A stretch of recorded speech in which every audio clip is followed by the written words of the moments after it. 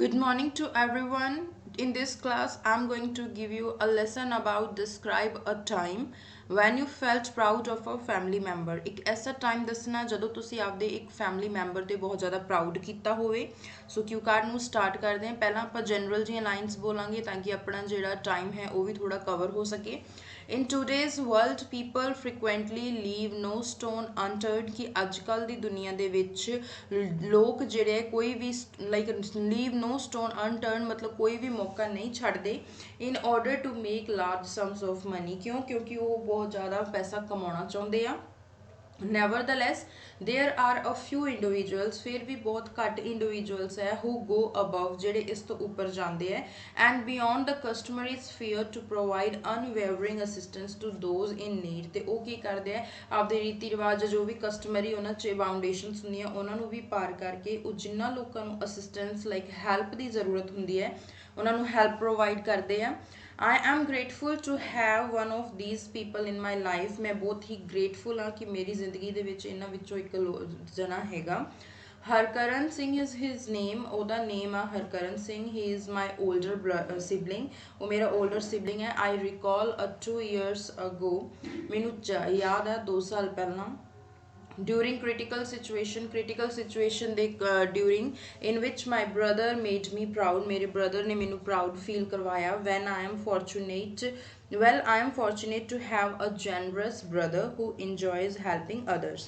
He is frequently involved in social work ਉਹ ਬੜੀ ਹੀ ਤੇਜ਼ੀ ਨਾਲ social work ਦੇ ਵਿੱਚ ਇਨਵੋਲਵ ਹੁੰਦਾ ਹੈ and I would like to tell you about one such incident today ਤੇ ਮੈਂ ਤੁਹਾਨੂੰ ਅੱਜ ਇੱਕ ਇਸ ਟਾਈਪ ਦੇ ਇਨਸੀਡੈਂਟ ਬਾਰੇ ਦੱਸਣ ਜਾ ਰਹੀ ਹਾਂ। During the pandemic ਦੇ ਦੌਰਾਨ my entire country was starving ਮੇਰੀ ਪੂਰੀ ਕੰਟਰੀ ਜਿਹੜੀ ਸੀ ਉੱਥੇ ਬਹੁਤ ਜ਼ਿਆਦਾ ਹੰਗਰ ਫੈਲ ਚੁੱਕੀ ਸੀਗੀ। My brother began volunteering to feed at least the residents of my city ਜਿਹੜੇ ਮੇਰੇ brother ਹੈ ਉਸਨੇ ਵੋਲੰਟਰਿੰਗ ਵਰਕ ਸਟਾਰਟ ਕੀਤਾ ਕਿ ਐਟਲੀਸਟ ਉਹ ਮੇਰੀ ਸਿਟੀ ਦੇ ਰੈਜ਼ੀਡੈਂਟਸ ਨੂੰ ਤਾਂ ਫੂਡ ਦੇ ਸਕੇ। seeing the hardship of the innocent population the hardships ਨੂੰ ਦੇਖਦੇ ਹੋਏ he offered suitable medication and hospital beds in addition to food ਉਹਨਾਂ ਨੇ ਕਿਹਾ ਹੈ ਕਿ ਫੂਡ ਦੇ ਨਾਲ ਨਾਲ ਉਹ ਮੈਡੀਕੇਸ਼ਨ ਤੇ ਹਸਪੀਟਲ ਬੈਡਸ ਵੀ ਉਹ ਪ੍ਰੋਵਾਈਡ ਕਰਦਾ ਸੀ। ਸੋ ਇਨ ਐਡੀਸ਼ਨ ਇੱਥੇ ਤੁਸੀਂ along with food ਵੀ ਲਿਖ ਸਕਦੇ ਹੋ ਉਹ ਵੀ ਬਹੁਤ ਬੈਟਰ ਆ।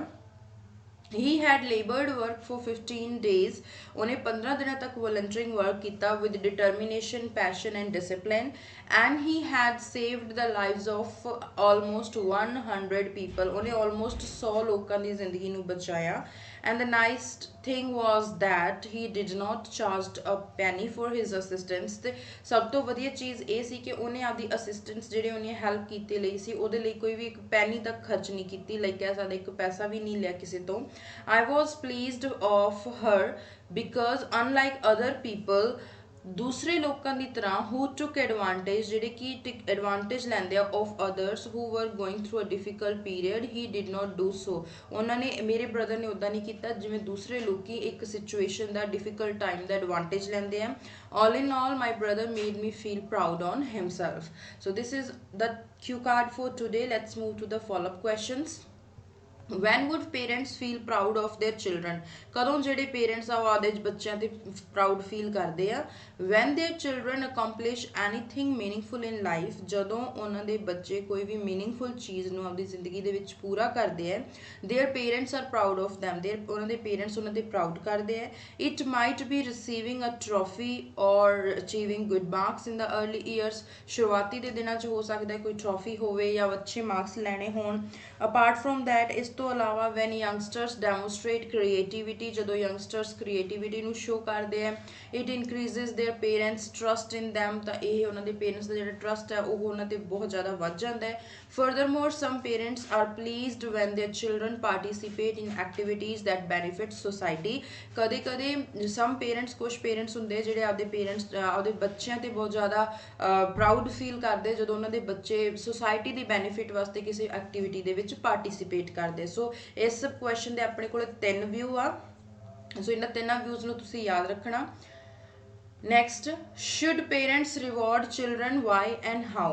Giving children prices is a worthwhile Endeavour कि बच्चों ਨੂੰ प्राइसेस देना एक बहुत ही अच्छा मतलब वर्थवाइल है, बहुत ही फ्रूटफुल है। एज वी ऑल नो, ਜਿਵੇਂ ਕਿ ਆਪਾਂ ਸਭ ਜਾਣਦੇ ਹਾਂ, children flourish in their formative years, ਆਪਦੇ ਸ਼ੁਰੂਆਤੀ ਦੇ ਦਿਨਾਂ ਦੇ ਵਿੱਚ ਜਵਾਕ ਫਲਰਿਸ਼ ਲਾਈਕ ਗਰੋ ਕਰਨਾ ਸਟਾਰਟ ਕਰਦਾ ਹੈ, mostly on the urge to work hard, ਤੇ ਉਹ ਕੀ ਹੈ ਬਹੁਤ ਜ਼ਿਆਦਾ ਹਾਰਡ ਵਰਕ ਕਰਦਾ ਆ। Children are more motivated to work hard in life when their parents reward them, ਤੇ ਜਿਹੜੇ ਬੱਚੇ ਆ ਹੋਰ ਜ਼ਿਆਦਾ ਮੋਟੀਵੇਟ ਹੋ ਜਾਂਦੇ ਆ ਆਪਦੀ ਜ਼ਿੰਦਗੀ ਦੇ ਵਿੱਚ ਹਾਰਡ ਵਰਕ ਕਰਨ ਦੇ ਲਈ ਜਦੋਂ ਉਹਨਾਂ ਦੇ ਪੇਰੈਂਟਸ ਉਹਨਾਂ ਨੂੰ ਰਿਵਾਰਡ ਕਰਦੇ ਆ। Furthermore, it gives people confidence, ਇਹ ਲੋਕਾਂ ਨੂੰ confidence ਦਿੰਦਾ ਹੈ when they are doing something outside of their comfort zone, ਜਦੋਂ ਆਪਦੇ comfort zone ਤੋਂ ਬਾਹਰ ਰਹਿ ਕੇ ਕੁਝ ਕਰਦੇ ਆ। Is it good to reward children too often and why? There is no doubt, ਇਹਦੇ ਵਿੱਚ ਕੋਈ ਸ਼ੱਕ ਨਹੀਂਗਾ, the belief ਜਿਹੜਾ ਕਿ ਇਹ belief ਹੈ ਸੋਚਿਆ ਜਾਂਦਾ ਹੈ that too much of anything is harmful, ਕਿ ਕਿਸੇ ਜ਼ਿਆਦਾ ਚੀਜ਼ ਕਿਸੇ ਚੀਜ਼ ਹਰ ਚੀਜ਼ ਦੀ ਵੀ harmful ਹੁੰਦੀ ਹੈ। Similarly, praising children too frequently is bad, ਜੇ ਬੱਚਿਆਂ ਨੂੰ ਜਲਦੀ ਉਹਨਾਂ ਨੂੰ praise ਕੀਤਾ ਜਾਊਗਾ ਤਾਂ ਇੱਕ bad idea ਹੈ, because ਕਿਉਂਕਿ it reduces the value of incentives, ਇਹ ਜਿਹੜੇ incentives ਉਹਨਾਂ ਦਿੱਤੇ ਉਹਨਾਂ ਦੀ value ਨੂੰ ਵੀ reduce ਕਰ ਦੂਗਾ। Furthermore, it causes children to become complacent, resulting in a significant reduction in their efforts to achieve their objectives, ਕਿ ਇਹ ਕੀ ਕਾਰਨ ਬਣ ਜਾਊਗਾ, ਬੱਚੇ ਜਿਹੜੇ ਹੈਗੇ ਜਿਵੇਂ ਆਪਾਂ ਕਹਿੰਦੇ ਨਾ ਈਗੋ ਦੇ ਵਿੱਚ ਆ ਜਾਂਦੇ, ਉਹਨਾਂ ਨੂੰ ਲੱਗਦਾ ਕਿ ਸ਼ਾਇਦ ਮੈਂ ਹੀ ਸਭ ਕੁਝ ਕਰ ਸਕਦਾ, ਹੋਰ ਕੋਈ ਕੁਝ ਨਹੀਂ ਕਰ ਸਕਦੇ। ਸੋ ਇਸ ਚੀਜ਼ ਦਾ ਪਰਿਣਾਮ ਕੀ ਹੋਊਗਾ, ਜਿਹੜੇ ਉਹਨਾਂ ਦੇ ਐਫਰਟਸ ਹੈਗੇ ਆਪਦੇ ਆਬਜੈਕਟਿਵਸ ਲਾਈਕ ਗੋਲਸ ਨੂੰ ਪੂਰਾ ਕਰਨ ਦੇ ਜਿਹੜੇ ਐਫਰਟਸ ਹੈਗੇ ਆ ਉਹਨਾਂ ਦੇ ਵਿੱਚ ਕਮੀ ਆ ਜਾਊਗੀ, ਰਿਡਕਸ਼ਨ ਆ ਜਾਊਗੀ। Now last question, on what occasions would adults be proud of themselves, ਕਿੰਨਾਂ ਦੇ ਕਿਹੜੇ ਓਕੇਜ਼ਨ ਹੈ ਜਦੋਂ ਅਡਲਟਸ ਨੂੰ ਆਪਦੇ ਉੱਪਰ ਪ੍ਰਾਊਡ ਕਰਨਾ ਚਾਹੀਦਾ ਹੈ। there are 3 types of goals that most adults hold, 3 type ਦੇ ਗੋਲ ਆ ਜਿਹੜੇ ਜ਼ਿਆਦਾਤਰ ਅਡਲਟਸ ਨੂੰ ਹੋਲਡ ਕਰਨੇ ਚਾਹੀਦੇ ਆ। the first group of objectives is career related, ਪਹਿਲਾ ਜਿਹੜਾ ਗਰੁੱਪ ਆਫ ਆਬਜੈਕਟਿਵਸ ਹੈ ਉਹ ਕਰੀਅਰ ਰਿਲੇਟਡ ਹੈ। any professional achievement makes an adult happy, ਕਿਸੇ ਵੀ ਟਾਈਪ ਦੀ ਕੋਈ ਪ੍ਰੋਫੈਸ਼ਨਲ ਅਚੀਵਮੈਂਟ, ਕੋਈ ਗੋਲ ਲਿਆ, ਕੁਝ ਵੀ ਲਿਆ, ਇਹ ਚੀਜ਼ ਜਿਹੜੀ ਹੈ ਇਹ ਅਡਲਟ ਨੂੰ ਹੈਪੀ ਬਣਾਉਂਦੀ ਹੈ। aside from that, ਇਸ ਤੋਂ ਇਲਾਵਾ people are ecstatic when they can keep their health and fitness, ਜਦੋਂ ਆਪਦੀ ਹੈਲਥ ਤੇ ਫਿਟਨੈਸ ਨੂੰ ਵਧੀਆ ਰੱਖਦੇ ਆ ਉਦੋਂ ਵੀ ਲੋਕਾਂ ਨੂੰ ਬਹੁਤ ਜ਼ਿਆਦਾ ਖੁਸ਼ੀ ਹੁੰਦੀ ਹੈ। finally, adults feel proud of themselves when they achieve fame by altruistic work or participation in activities outside of their usual sphere, usual sphere ਮਤਲਬ ਰੋਜ਼ ਦਾ ਜਿਹੜਾ ਉਹਨਾਂ ਦਾ ਘੇਰਾ ਹੈ, ਮਤਲਬ ਜੋ ਉਹਨਾਂ ਨੇ ਕਰਨਾ, ਉਸ ਤੋਂ ਇਲਾਵਾ ਬਾਹਰ ਜੇ ਕੋਈ ਉਹ ਕੰਮ ਕਰਦੇ ਤੇ ਉਹਨਾਂ ਨੂੰ ਨੇਮ ਤੇ ਫੇਮ ਮਿਲਦਾ ਹੈ, ਤਾਂ ਉਸ ਵੇਲੇ ਵੀ ਲੋਕਾਂ ਨੂੰ ਬਹੁਤ ਜ਼ਿਆਦਾ ਪ੍ਰਾਊਡ ਫੀਲ ਹੁੰਦਾ ਹੈ, ਸਪੈਸ਼ਲੀ ਅਡਲਟਸ ਨੂੰ। ਸੋ ਇਸ ਕੁਐਸਚਨ ਦੇ ਵਿੱਚ ਹਰ ਇੱਕ ਕੁਐਸਚਨ ਦੇ ਆਲਮੋਸਟ 2-3 ਵਿਊਜ਼ ਹੈਗੇ ਆ, so it will help you to get more band score. So now let's finish the video and let's meet in the next video. Bye bye, take care.